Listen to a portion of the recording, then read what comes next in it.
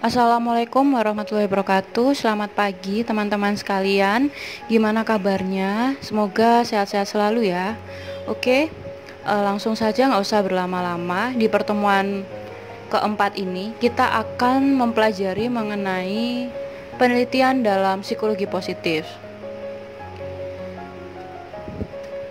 Nah, teman-teman kan pasti sudah mempelajari mengenai penelitian di pertemuan sebelumnya ya, pelaksanaan penelitian khususnya di metode penelitian kuantitatif dan kualitatif.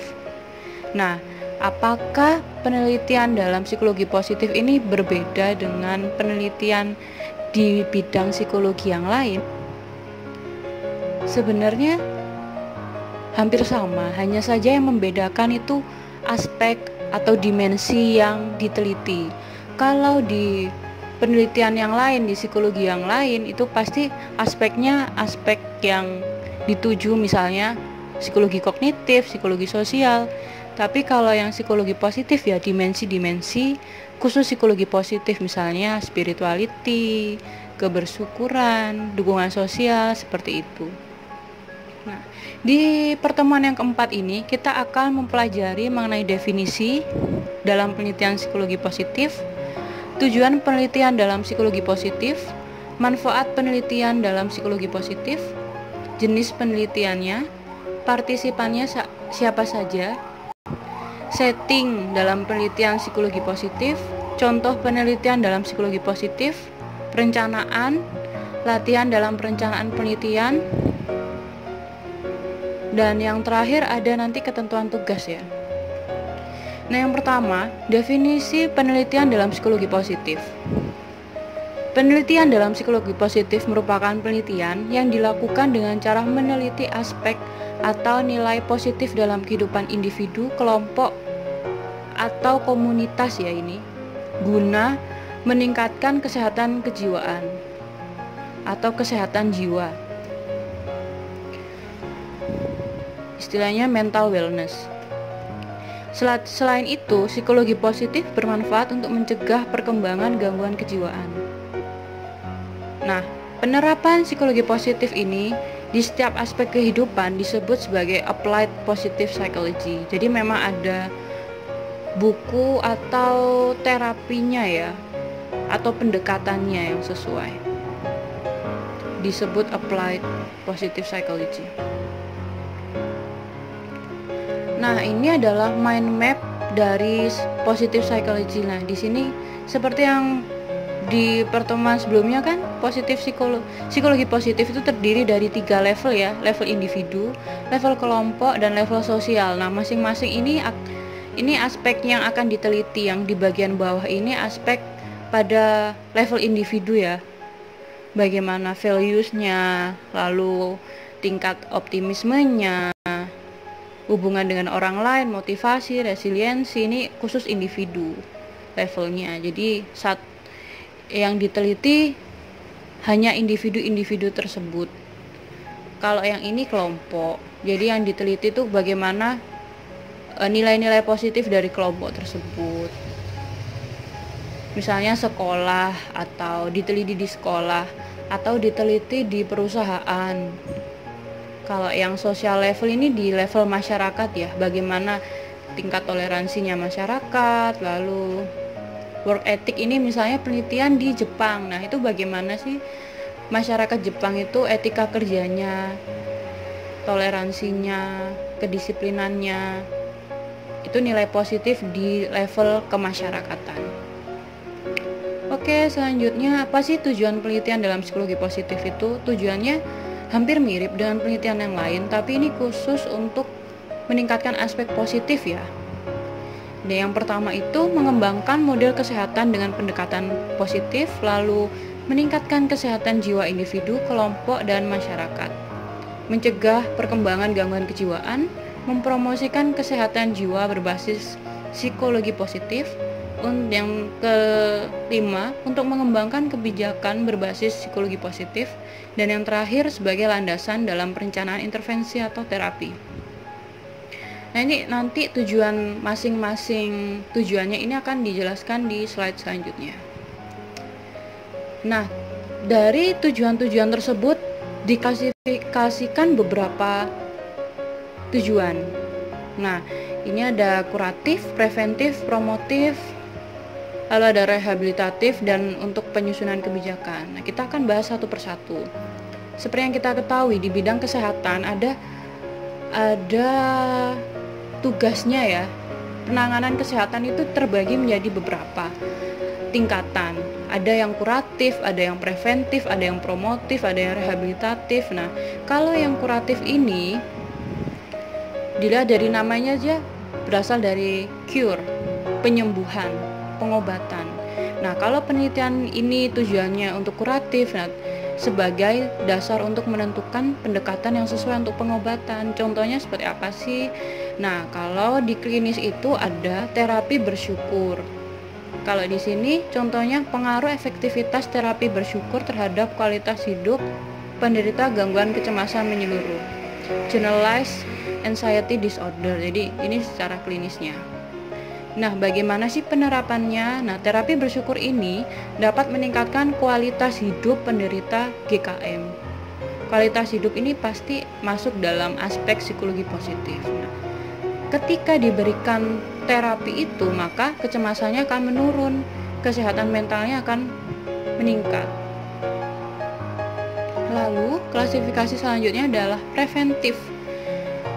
Prevent dari bahasa Inggris yang berarti prevent itu mencegah. Nah, tujuannya sebagai dasar untuk pencegahan munculnya sebuah gangguan atau permasalahan. Nah, contohnya seperti apa? Contohnya ini, peran dukungan sosial. Dukungan sosial di sini adalah aspek psikologi positif ya, dan penerimaan diri ini juga psikologi positif pada remaja yang mengalami stres akademik. Ini kondisi mentalnya remaja dengan stres akademik. Nah, penelitian ini dilakukan pada remaja yang sedang mengalami stres akademik. Nah, dengan adanya dukungan sosial dan penerimaan diri ini sebagai faktor pencegah dari berkembangnya gangguan psikologis. Nah, implikasinya seperti ini. Dukungan sosial dan penerimaan diri dapat menurunkan kecemasan akademik siswa. Ini berdasarkan hasil penelitiannya ya. Lalu, dukungan sosial dan penerimaan diri dapat mencegah siswa SMA mengembangkan gangguan kejiwaan yang lain, misalnya depresi, psikotik, gangguan mood, dan yang lainnya. Nah, seperti yang kita ketahui, sebuah permasalahan psikologis itu ketika tidak segera diatasi, maka akan berkembang pada gangguan-gangguan yang lain dan bisa lebih parah. Jadi ketika didiamkan itu tidak semakin sembuh, ketika tidak diobati, maka gangguan tersebut akan berkembang.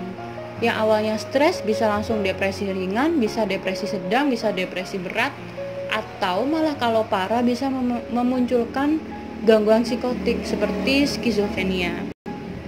Maka dari itu penting aspek dukungan sosial dan penerimaan diri untuk mencegah gangguan tersebut berkembang ke gangguan kejiwaan yang lain. Selanjutnya, tujuannya adalah untuk promotif sebagai dasar untuk mempromosikan perilaku positif. Nah, maksudnya apa sih?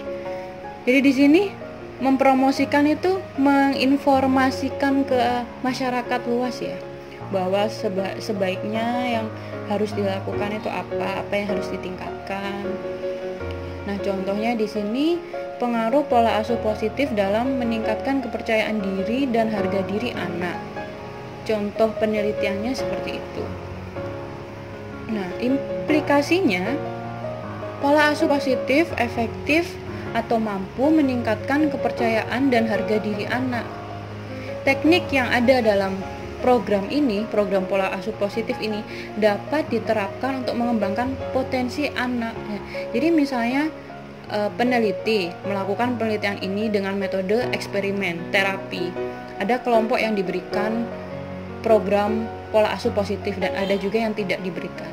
Nah, ternyata setelah diteliti, setelah diberikan treatment, kelompok yang diberikan program pola asuh positif itu dapat meningkatkan kepercayaan diri anak. Nah, berdasarkan hasil itu dijadikan saran, disebarkan melalui webinar atau seminar atau apapun, bahwa sebagai orang tua kita dapat menerapkan pola asuh yang positif seperti itu. Itu proses promotifnya ya, untuk mempromosikan. Selanjutnya rehabilitatif. Nah, rehabilitatif di sini adalah sebagai upaya pemeliharaan dan pemulihan kondisi serta mencegah munculnya disabilitas. Contohnya apa sih? Contoh penelitiannya seperti ini. Efektivitas gratitude cognitive behavior therapy terhadap kecenderungan bunuh diri penyintas depresi. Nah, di sini sudah banyak kata kunci ya. Gratitude ini masuk aspek psikologi positif, ini jenis terapi klinisnya. Lalu kecenderungan bunuh diri ini aspek klinis, penyintas depresinya ini subjeknya. Jadi penyintas depresi orang yang tengah berjuang dengan depresinya atau sedang berjuang dengan gangguan kejiwaannya. Penyintas adalah bahasa Indonesia dari survivor. Jadi kita nggak boleh menyebutkan penderita atau pasien dengan kata-kata positif. Kita menyebut pasien itu sebagai penyintas. Nah, implikasinya apa? Teknik ini, gratitude cognitive behavior therapy ini dapat mencegah kecenderungan bunuh diri penyintas depresi. Nah, ini kan penyintas depresi ini sedang struggling ya. Dia belum pulih total. Jadi dia masih dalam proses rawat jalan. Dia masih tetap minum obat atau dia tetap menjalankan terapi psikologi. Nah, makanya itu dinamakan rehabilitatif, agar memelihara dan memulihkan kondisi pasien atau penyintas, agar mencegah disabilitas. Ya, disabilitas ini kan pasti disebabkan oleh depresi. Lanjut, terapi ini mampu mencegah penyintas untuk kambuh dari pemikiran bunuh diri, relapse ya, kambuh. Mencegah kambuh agar tidak muncul keinginan bunuh dirinya. Jadi rehabilitatif kan, proses pemulihan. Bertujuan untuk proses pemulihan dari kondisi sakit. Oke, lanjut penyusunan kebijakan. Nah, tujuannya adalah sebagai dasar perencanaan program kegiatan yang bertujuan untuk meningkatkan aspek positif. Nah, contohnya itu penerapan UKS jiwa di berbagai daerah di Indonesia. Nah, penerapan UKS ini diinisiasi oleh beberapa puskesmas dan dinas kesehatan, dan juga telah disetujui oleh Kemenkes serta dinas pendidikan. Nah, selain UKS jiwa ini juga nantinya beberapa tahun ke depan akan diadakan program penguatan di sekolah, misalnya untuk menanggulangi bullying, perundungan, atau meningkatkan cara belajar yang positif agar siswanya itu lebih sehat secara mental, seperti itu. Nah, implikasinya penerapan UKS jiwa di sekolah ini diharapkan dapat meningkatkan kesehatan jiwa dan mencegah munculnya gangguan kejiwaan. Jadi sebelum diterapkan program pemerintah ini pasti akan dilakukan penelitian dulu. Penelitiannya itu biasanya disebut sebagai preliminary research ya, penelitian di awal kegiatan.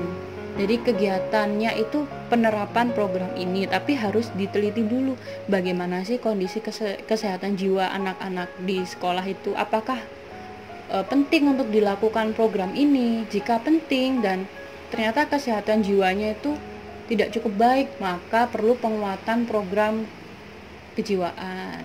Akhirnya dibentuklah UKS kejiwaan. Nah, tujuan penelitiannya itu untuk menyusun kebijakan. Lanjut. Nah, di sini contohnya adalah sebagai berikut. Remaja mengalami gejala psikosis. Nah, gejala psikosis itu kan banyak ya. Remaja di sini belum tentu langsung disebut dia tuh mengalami skizofrenia atau gangguan psikotik, tapi dia memiliki simptom-simptom positif dan negatif dari gangguan psikotik. Mungkin kalian pernah mendapatkan bab pembahasan mengenai gangguan skizofrenia pada mata kuliah psikologi abnormal atau psikologi klinis ya. Jadi penelitian saya memang mengenai remaja dan gejala psikosisnya ini. Nah, ini ada gambar nih. Gambar di sini ini mengenai perjalanan berkembangnya gangguan skizofrenia atau gangguan psikotik. Nah, individu itu biasanya sebelum dia mengalami gangguan psikotik, dia itu akan berada di fase prodromal ini. Fase ini dulu. Nah, di fase ini individu tersebut akan menunjukkan atau merasakan gejala-gejala seperti sering berpikir negatif, lalu kadang mendengar hal yang tidak bisa didengar, lalu seperti bisa merasakan hal yang tidak orang lain rasakan. Nah, aspek-aspek itu kan mirip dengan gangguan psikotik ya, namun belum bisa dinyatakan karena belum ada asesmen lebih lanjut. Nah, dia apabila tidak segera ditangani di fase prodromal ini, maka dia akan mengalami psikosis 1-2 tahunnya. Lanjut. Nah, ini apabila remaja tersebut sudah diberikan observasi dan wawancara, sudah diakses oleh tenaga kesehatan, dia lalu tenaga kesehatan misalnya psikolog atau psikiater akan memberikan intervensi yang sesuai. Nah, intervensi yang sesuai itu dipilih berdasarkan bukti ilmiah ya, jurnal penelitian, berdasarkan dari jurnal penelitian. Jadi penerapannya itu disebut evidence based practice ya, praktek berdasarkan bukti. Nah, di seluruh dunia ini memang harus berdasarkan bukti-bukti, evidence based practice. Nah, bukti-bukti itu dari mana? Dari jurnal-jurnal penelitian itu. Nah, misalnya jurnal penelitian itu menggunakan pendekatan psikologi positif ya. Jadi berdasarkan jurnal ternyata terapi mindfulness dan gratitude itu efektif menurunkan gejala psikosis, lalu ditambah lagi dengan adanya dukungan sosial, dukungan teman, serta penerimaan diri. Nah, ketiganya ini kan aspek dalam psikologi positif ya. Maka diharapkan ketika dua bantuan ini dapat diperoleh oleh remaja tersebut, maka kualitas hidupnya meningkat, lalu perkembangan psikosisnya ini dapat dicegah. Yang awalnya dia berada di fase prodromal ini, dia tidak bisa berlanjut ke fase ini. Jadi ketika dapat terapi ini, maka dia udah stuck di sini saja, dia nggak bakal bisa berlanjut, malah kurvanya ini langsung turun gini dan normal kembali karena mendapatkan penanganan klinis yang baik. Lanjut. Nah, manfaat penelitian dalam psikologi positif yaitu yang tadi seperti yang sudah dijelaskan, untuk mempromosikan kesehatan mental dengan pendekatan positif, mencegah munculnya gangguan kejiwaan, memprediksi kemungkinan yang muncul, meningkatkan potensi individu, kelompok, komunitas, dan mendapatkan gambaran pendekatan yang sesuai dalam mengatasi permasalahan biopsikososial. Nah, jenis penelitiannya itu apa saja sih? Ada kuantitatif, ada kualitatif, ada eksperimen, ada meta-analisis. Nah, meta-analisis itu apa? Meta-analisis itu semacam studi yang dilakukan pada penelitian. Jadi dia subjeknya itu penelitian. Jadi mengumpulkan, misalnya dia meneliti tentang kualitas hidup. Jadi kualitas hidup itu diteliti aspeknya semuanya, jurnal seluruh dunia dalam kurun waktu 10 tahun. Nah, diteliti aspek kualitas hidup apa saja. Lalu ada kesamaan enggak penelitian ini, seperti itu. Lalu ada studi kasus. Nah, partisipannya apa saja yang bisa diterapkan, yang bisa digunakan dalam penelitian psikologi positif? bisa di tingkat individu, kelompok, atau komunitas yang diteliti. Lalu tahapan perkembangan bisa dari balita sampai lansia. Lanjut. Nah, pemilihan partisipan itu berdasarkan kriteria tertentu.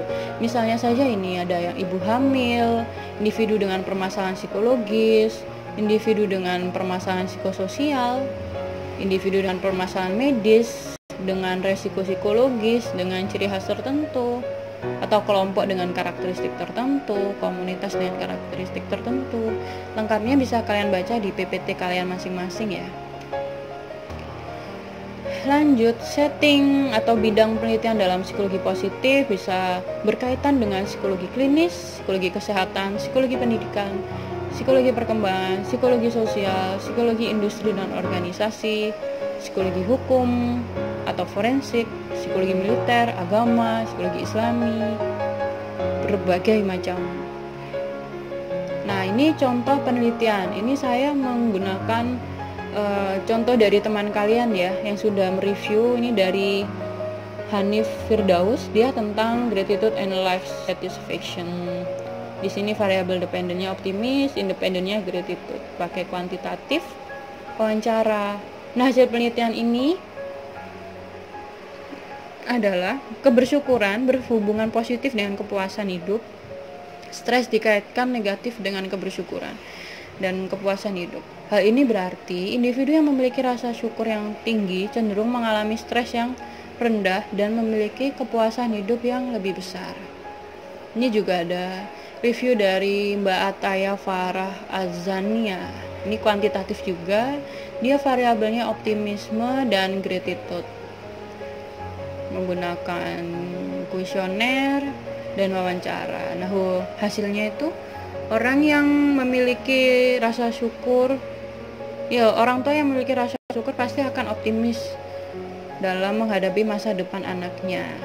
Lanjut, kalau yang ini kualitatif, direview oleh Mbak Fahmima Maslaha. Ini kualitatif ya, memang jarang sih yang kualitatif. Kalau penelitian psikologi positif biasanya kuantitatif. Nah, ini tekniknya dengan wawancara, partisipannya ini tidak diketahui ya. Orang yang mengamalkan sufisme ini, yang menerapkan sufisme ini prakteknya. Hasil-hasilnya ini berkaitan dengan psikologi Islami ya, religiusitas, spiritualitas, cukup menarik.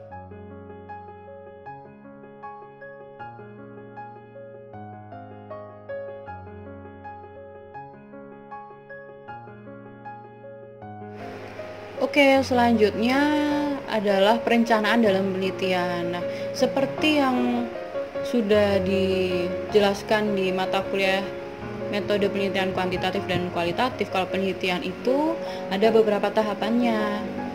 Nah, sama juga seperti penelitian yang lain, kalau penelitian di bidang psikologi positif itu pasti aspek yang paling penting permasalahannya dulu. Nah, permasalahan ini biasanya menggambarkan urgensi sebuah penelitian. Tingkat pentingnya penelitian itu dilakukan, seberapa penting sih penelitian itu dilakukan, serta adanya perbedaan antara harapan dan realita. Misalnya di saat COVID begini, harapannya kan masyarakat bisa legowo, bisa menerima. Nah, kita menguji nih bagaimana sih tingkat penerimaan masyarakat ketika COVID. Makanya kita pengen tahu realitanya seperti apa. Makanya dilakukan penelitian tentang penerimaan diri masyarakat di tengah pandemi seperti ini. Itu permasalahan, contoh permasalahan. Selanjutnya subjek. Nah, subjek ini dipilih untuk mewakili populasi penelitian. Dipilih dengan kriteria inklusi ya, kriteria yang ditetapkan oleh peneliti. Nah, ada tujuan dan manfaat. Tujuan itu menggambarkan mengapa penelitian itu harus dilakukan, tujuannya apa, lalu manfaatnya secara umum dan khususnya itu apa, baik secara teoritis maupun praktis ya. Kalau teoritis itu menambah pengetahuan di bidang psikologi klinis atau di bidang psikologi positif atau di psikologi secara umum. Lalu praktisnya bagaimana sih metode penelitian, bagaimana hasil penelitian itu mampu dijadikan evidence based practice, jadi bukti untuk melakukan praktek atau intervensi atau terapi. Lanjut, pasti ada instrumen penelitian yang mengukur aspek variabelnya harus valid dan reliable. Lalu hasil penelitiannya itu bagaimana? Hasil penelitian bertujuan untuk memverifikasi rumusan penelitian. Nah, hasil penelitian ini kalau dalam psikologi positif akan sangat penting sebagai landasan dalam perencanaan sebuah hal, misalnya terapi, seperti yang tadi ya, perumusan kebijakan, lalu evaluasi. Dan di akhir penelitian mesti ada limitasi dan saran. Dan limitasi ini gunanya agar pembaca mengetahui keterbatasan penelitian dan hal apa saja yang dapat ditingkatkan. Misalnya kalian meneliti tentang dukungan sosial remaja atau dukungan sosial mahasiswa. Nah, pasti kan hanya terbatas pada remaja atau mahasiswa, kan pasti ada aspek lain yang misalnya bisa diteliti. Nah, kesulitan kalian juga bisa kalian tuliskan di limitasi. Lalu sarannya, ada juga bagian saran, nah itu kalian tulis sarannya itu apa sih secara teoritis dan praktisnya itu. Nah, saran ini digunakan sebagai masukan dalam pengambilan keputusan. Lanjut. Nah, ini kita langsung ke tugas 1 ya. Ini berkaitan dengan tugas 1 soalnya. Nah, tugas 1 ini kalian diminta untuk memilih, masing-masing mahasiswa mencari jurnal penelitian terkait variabel penelitian yang dipilih. Nah, ini sesuai kelompoknya ya. Misalnya ada kelompok 10 meneliti tentang variabel independennya dukungan sosial, lalu variabel dependennya ada motivasi. Nah, mereka mencari jurnal tentang keterkaitan antara variabel independennya yaitu dukungan sosial dengan motivasi. Masing-masing mahasiswa minimal mencari 5 jurnal, bisa bahasa Indonesia, bisa bahasa Inggris. Semakin banyak semakin baik. Nah, kalau kelompok yang isinya 3 orang, maka masing-masing anggotanya minimal mencari 7. Jadi totalnya ada 20. Nah, jurnal kumpulan tadi kalau sudah terkumpul, misalnya terkumpul 20 ya. Nah, jurnal ini tidak akan kalian resume atau review, tapi kalian gunakan sebagai landasan teori dan kajian teoritis di bab 2 nanti yang sesuai. Ya tadi ya, sesuai misalnya dukungan sosial, ternyata dari hasil penelitian ini. Selain itu, ketika nanti sudah kalian masukkan di Google Drive, bagi kelompok yang memiliki variabel yang sama kan bisa bertukar info, bisa melihat dari jurnal ini, tapi tetap harus menuliskan penulisnya, tahunnya yang jelas ya di daftar pustaka. Nah, ini mahasiswa wajib mencari jurnal yang menunjukkan keterkaitan variabel bebas dan variabel terikat. Variabel bebas mempengaruhi atau berhubungan dengan variabel terikat. Kalau yang mempengaruhi ini kan korelasi ya. Korelasi itu yang berhubungan. Oke. Lalu apabila menemukan jurnal yang sesuai, mahasiswa dapat melakukan penelitian replikasi. Nah, penelitian replikasi itu penelitian yang dilakukan dengan cara mereplikasi atau mengikuti alur, cara, prosedur penelitian atau variabelnya yang sama, tapi ada aspek yang berbeda, misalnya partisipannya, jumlah partisipannya, lalu instrumen penelitiannya berbeda, tapi ada beberapa hal yang sama. Boleh dilakukan asalkan ada aspek yang berbeda. Nah, kalau sudah terkumpul, silahkan diupload dalam folder pengumpulan tugas, lalu ada positive project, bank jurnal. Nah, ini foldernya namanya positive project, bank jurnal. Nah, ini nanti kalau ketika kalian melihat sebuah jurnal, ketika sudah mencari nih, kalian penting untuk melihat jenis penelitiannya itu apa sih, jenisnya kuantitatif atau kuali, eksperimen atau meta-analisis. Lalu ini yang saya hitamkan ini tuh yang menjadi pokok penting ya, kalian harus melihat latar belakang penelitian itu. Lalu metode pengambilannya itu pakai kuesioner atau wawancara. Kenapa? Karena apabila kuesionernya itu sudah dibahasa Indonesia kan, bisa kalian gunakan, bisa kalian adaptasi misalnya. Lalu partisipannya apa? Nah, ini hasil penelitiannya juga sangat penting karena ini digunakan untuk menunjukkan keterkaitan antara variabel yang diukur. Oke, lanjut. Itu tadi kan mengumpulkan jurnal ya, jadi tidak akan menguras energi, waktu, emosi, atau apapun kalian rasakan. Sekarang lanjut ke yang kedua, ini kerja kelompok ya. Jadi ini silakan kalian buat kerangka penelitiannya. Untuk positive project bisa kalian tulis di bagian atasnya ini, kerangka penelitian untuk positive project, misalnya kelompok 1. Ini kalian tulis variabel penelitiannya apa, jenis penelitiannya apa, lalu latar belakangnya ini apa nih, penelitian Anda ini apa. Minimal 2 paragraf ya ini. Lalu tujuannya, ini kalian tidak usah membuat makalah, hanya membuat ya semacam kerangka, rancangan singkat tentang penelitian kalian nanti untuk positive project ini. Tujuannya apa, rumusan masalahnya apa. Misalnya ini hanya 1 nih rumusan masalah, atau 2 atau 3, tujuannya apa juga bisa kalian tuliskan. Lalu kuesioner, ini metodenya apa, skala yang digunakan apa, lalu partisipannya siapa. Ini saja sih, maksimal dikumpulkan jam 12 keesokan harinya, hari Selasa.